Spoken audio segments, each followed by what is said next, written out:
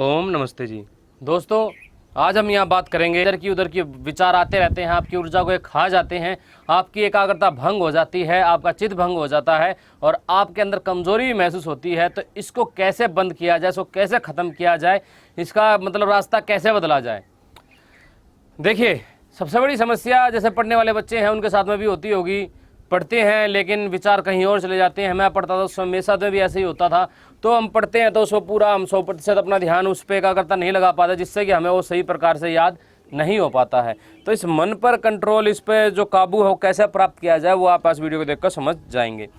सबसे पहले तो मैं आपको आसन के बारे में बताता हूँ। देखिए, आपको जो है आसन अपना मतलब कि जो है सही होना चाहिए। सुखपूर्वक आप बैठ जाएं, किसी भी आसन में बैठ जाएं, जरूरी नहीं पद्मासन में बैठें।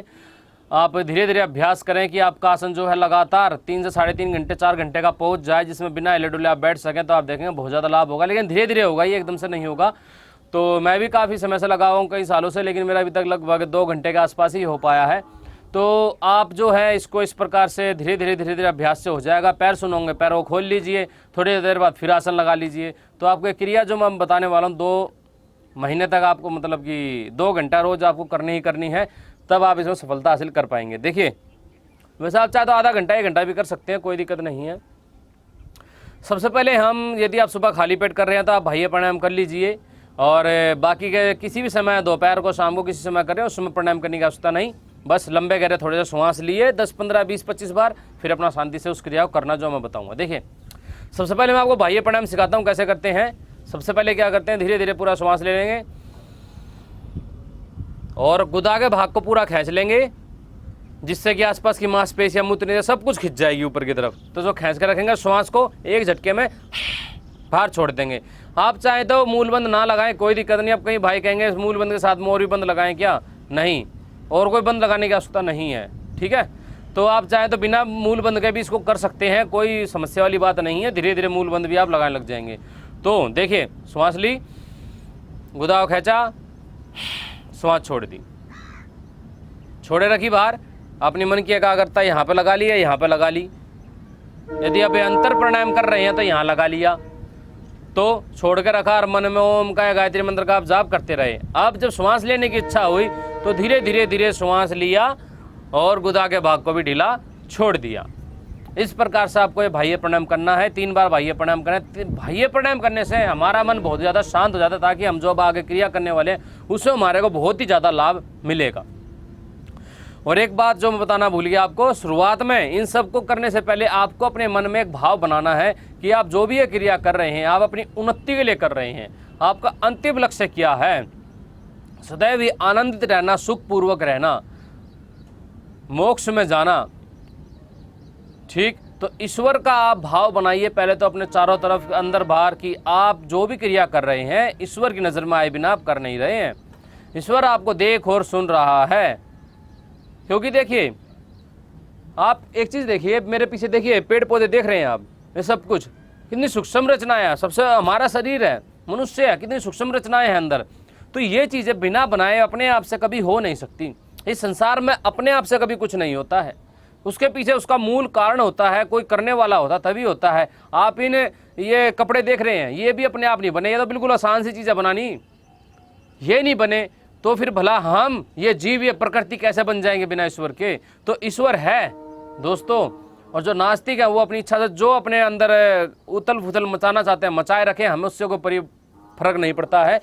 तो भाई ईश्वर का भाव बना के रखो और फिर उसके बाद में भाई ये प्राणायाम करो 3 बार, फिर आपको शांतित होकर बैठ जाना है।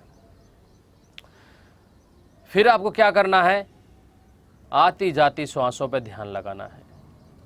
नाक के नासिका के अगर भाग पर पहरेदार की बाती खड़े हो जाइए। अब देखिए, जो श्वास आपके भीतर जाती है वो कहाँ टकराती है, बाहर आती है कहाँ टकराती है, अपने आप से क्रिया होनी चाहिए। आप जबरदस्ती श्वास लें और छोड़े नहीं, शांत होकर बिल्कुल पाषाण की भांति बैठ जाएं। अब ये श्वास भीतर गई, टकरा के गई, यहाँ मैंने महसूस किया। कुछ समय बाद ये श्वास फिर बाहर आएगी, यहाँ से टकरा के जाएगी, फिर महसूस किया। इस क्रिया करते रहें। फिर जब आप कुछ क्षणों बाद देखेंगे आपका मन भूतकाल के विचारों में चला गया है, भविष्य के विचारों में चला गया है, तो उसे फिर पकड़ लाएं, नासिका के अगर भाग पर लगा दें।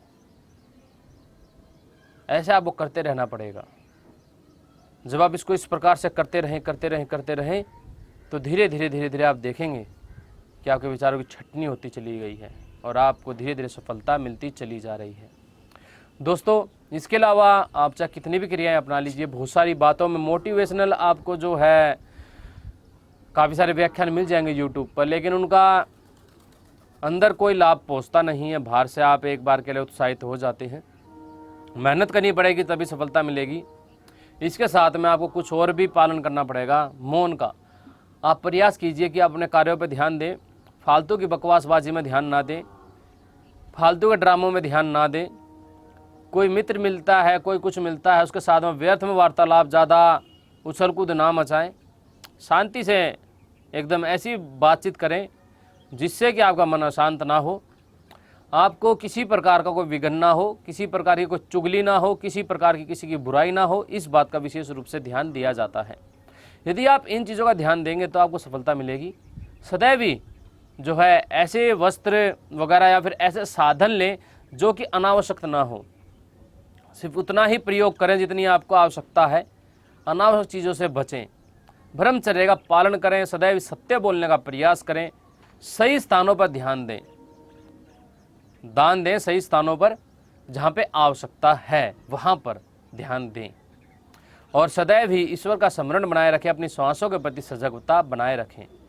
इसके बाद में जब आपका मन एकाग्र होने लगेगा, उसके बाद में आप गायत्री मंत्र का जाप करेंगे, ओम का जाप करेंगे, जो भी करना चाहेंगे आप, जिस भी विधि को अपनाना चाहेंगे, जो भी क्रिया करना चाहेंगे, तो आप देखेंगे कि आपका मन भटकना बंद हो गया है।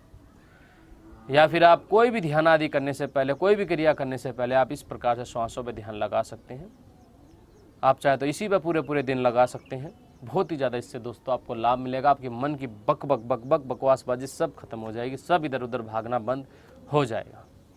सदैव ही कोशिश करें कि वर्तमान में रहने का प्रयास करें, क्योंकि ध्यान में हम रहते हैं तो हमें वर्तमान में ही आना पड़ता है।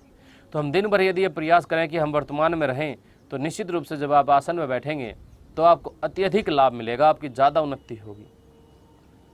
और दोस्तों, ध्यान करने से एक ऊर्जा आती है हमारे शरीर पर, वो मैं आपको फिर कभी वीडियो में बताऊँगा। तो ठीक है जी, आप सभी को लाभ मिले इससे, यही सी आशा के साथ बनाइए। आप सभी को नमस्ते, जय श्री राम, जय आर्यवर्त।